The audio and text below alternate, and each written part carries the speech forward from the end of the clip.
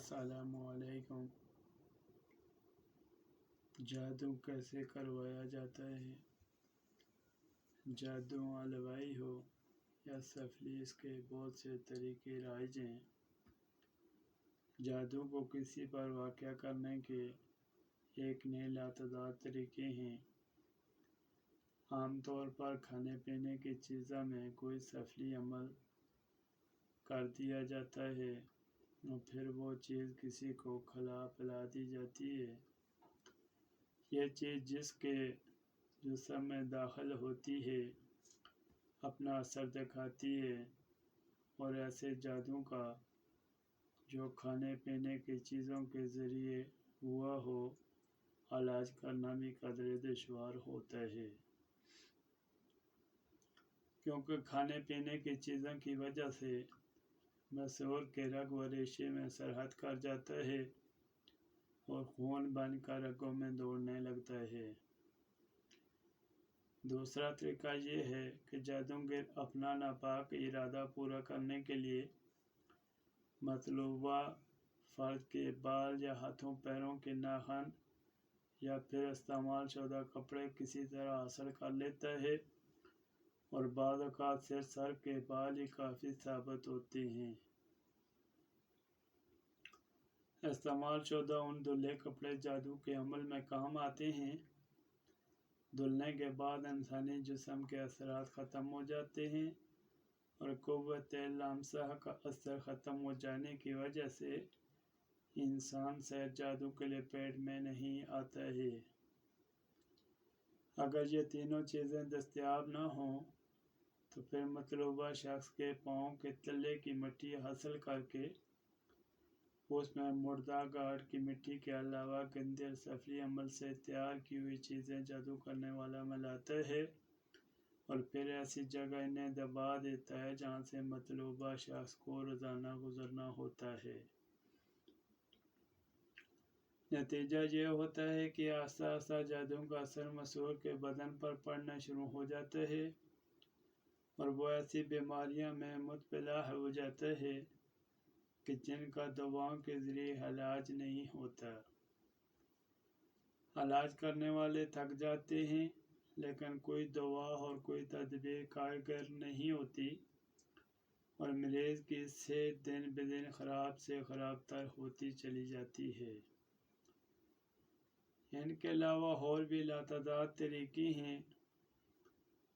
मसलन घर की चौखट पर कोई चीज़ करवा देना, घर के सहन में जादू के अमल वाली कोई चीज़ दफना कर वहा देना, मतलूबा अफराद का पुतला बनाकर इस पर नाम माह वालदा तरीक करके इस पर जादू और सफली इल्म का अमल करके इसे किसी कब्र में दफन करवा देना, ताकि एक वक्त महीना में इस गरज के असरात मरीज़ मसूर के कल्ब और ज़हन पर पड़ने शुरू हों। फिर इसके बाद मसूर का जिस्म लागर कमज़ोर होता चला जाता है। बाज़ जानवरों की हड्डियाँ जो अक्सर आराम जानवरों की होती हैं पर मतलूबा शख्स का नाम लिख कर काले जादू का अमल किया जाता है और फिर इस हड्डी को उसके घर या आस पास दबा दिया जाता है। बाज़ जानवर मसलन उल्लू, चमगादड़, जागे गरबा, अस्वद और मुर्ग सिया वगैरह के खून पर सफली अमल किया जाता है। फिर इस खून को मरीज़ के गल में फेंक दिया जाता है, जिससे अहले खाना में नफरत और बेइत्तेफाकी पैदा हो जाती है और अक्सर बीमार हो जाते हैं। इसी तरह लाल जानवरों के गुर्दा, दिल और कलेजे पर भी सफली और काला इल्म करके दुश्मन के घरों में डाल देते हैं, जिससे अहले खाना का काले जादू के लपेट में आ जाते हैं। रोज़मर्रा के इस्तेमाल में आने वाली खाने की चीज़ें मसलन सुर्ख मिर्च, हल्दी, धनिया, आटा या फिर कोई फल वगैरह पर भी सफली अमल करके इस फर्द के घर भिजवा दी जाती है ताकि वो इसको इस्तेमाल करें और इस पर जादू का अमल करके दिया जाता है। अगर इत्तफाक इन चीज़ों को वही शख्स इस्तेमाल कर लेता है जिसके लिए भिजवाई गई हैं तो जादूगर का तीर निशाने पर लगता है اور اس کے بعد وہ شخص جادو کے زد میں آ جاتا ہے اور برباد ہو جاتا ہے۔ بعض جادوگر غیر معیاری ہوتے ہیں اور بعض کی معیار مقرر ہوتی ہے۔ اگر معیاری جادو کی معیار کے دوران مریض مسحور کا علاج کرا لیا جائے تو جادو کا اثر باطل ہو جاتا ہے اور مسحور انسان خطرے سے نکل جاتا ہے۔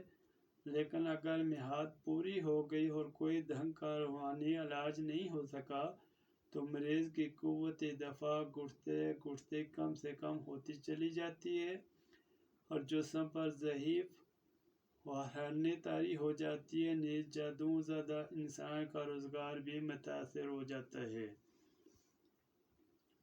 کیونکہ جس کے لیے کیا جاتا ہے اس کی زندگی کا ہر گوشہ متاثر ہوتا ہے۔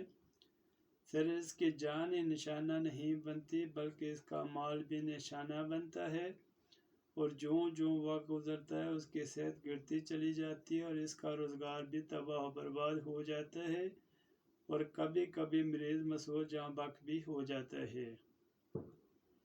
بعض لوگ یہ کہتے ہیں کہ موت اور زندگی کا مالک اللہ تعالیٰ ہے، اور جب یہ بات مسلم کی موت جب بھی آئے گی جب اللہ تعالیٰ چاہے گا تو پھر کسی کے مارنے سے یا کسی کے جادو کرنے سے کوئی کیسے مر سکتا ہے؟ تو یہ بات بظاہر بہت خوش نما اور قرین عقیدہ معلوم ہوتی ہے، لیکن حقیقتاً اس بات میں کوئی دم نہیں ہے، سواب کہ اس دنیا میں جب بھی کوئی شخص اچھا یا برا سبب اختیار کرے گا اس کے نتائج سامنے آ کر رہیں گے، اور یہ نتائج نظام خداوندی ہی کا ایک جز ہوں گے۔ ہم نے آج تک کسی بھی صاحب عقیدہ انسان کو کرفیو کے دور میں یہ کہتے ہوئے نہیں سنا کہ گھر سے باہر چلو۔ کرفیو سے کیا ہوتا ہے؟ گولی تو جب ہی لگے گی جب اللہ تعالیٰ چاہے گا۔ کوئی شخص ہوا کتنا ہی راسخ العقیدہ ہو، زہر کا پیالہ یہ سمجھ کر نہیں پیتا کہ جب تک اللہ تعالیٰ نہیں چاہے گا زہر اثر انداز نہیں ہوگا۔ اسباب کی اس دنیا میں اللہ تعالیٰ کی قدرت کی بڑائی اور فوقیت اپنی جگہ، لیکن اسباب باذن ہر معاملے میں اثر انداز ہوتے ہیں۔ آگ باذن اللہ تعالیٰ جلاتی ہے، تلوار باذن اللہ کاٹتی ہے، ترقیات باذن اللہ حیات تنوع عطا کرتے ہیں، زہر باذن اللہ بدن کو گلا دیتے ہیں۔ اسی طرح سفلی جادو اور کالا علم بھی باذن انسان کو ضرر پہنچاتا ہے اور کبھی کبھی جان بھی لے لیتا ہے۔